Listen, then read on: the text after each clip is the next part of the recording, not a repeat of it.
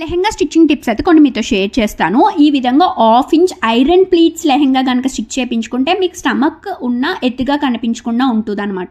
And అలాగే adjustable కోసం లోపల సైడ్ ఈ విధంగా తాళ్ళు స్టిచ్ చేయించుకోండి, లేదా అయ్యే తాళ్ళు బయట స్టిచ్ చేయించుకున్న హ్యాంగింగ్స్ అనేవి డిజైన్ చేసుకోండి. అండ్ సైడ్ జిప్ అండ్ అలాగే నడం బెల్ట్కి మళ్ళీ అడ్జస్టబుల్ బెల్ట్ అదే ఫ్యాబ్రిక్తో స్టిచ్ చేయించుకోండి. సైడ్ ఇంకో సైడ్ పిన్ వస్తుంది అనమాట.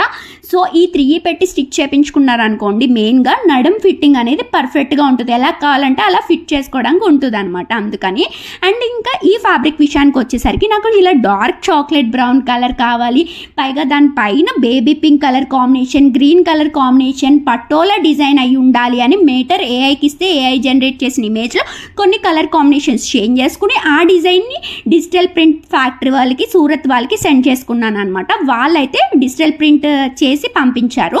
సో ఇది డిజిటల్ ప్రింట్ పటోలా ఫ్యాబ్రిక్ కింద వచ్చేసి, అండ్ పైన వచ్చేసి వైట్ ఫ్యాబ్రిక్ పైన ఇలా గోల్డ్ చిప్స్ వర్క్ వస్తే డిజిటల్ ప్రింట్లో వచ్చిన బేబీ పింక్ కలర్ కావాలి అని ఆ వైట్ ఫ్యాబ్రిక్ని బేబీ పింక్ కలర్లోకి డై చేయించుకున్నాను.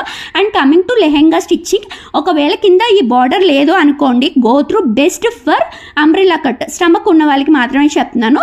సో అంబ్రెల్లా కట్లో స్టమక్ అంతా కనిపించదు అనమాట. లేదు ప్లీటెడ్ స్టిచ్ చేయించుకోవాల్సిన అవసరం వస్తే సాఫ్ట్ ఫ్యాబ్రిక్ అయితే బెస్ట్ అని. అలాగే లెహెంగా బార్డర్స్ ఏమైనా స్టిచ్ చేయించుకున్నప్పుడు ఎన్ని ఇంచెస్ హైట్ పెట్టి స్టిచ్ చేయించుకోవాలి అన్నది మీ హైట్ బేస్ తగ్గట్టు ఉంటుంది అనమాట. ఆ టిప్ నేను నెక్స్ట్ వీడియోలో పోస్ట్ చేస్తాను. అవుట్పుట్ కూడా ఎలా వచ్చిందో చూపిస్తాను. Until then do follow for more tips.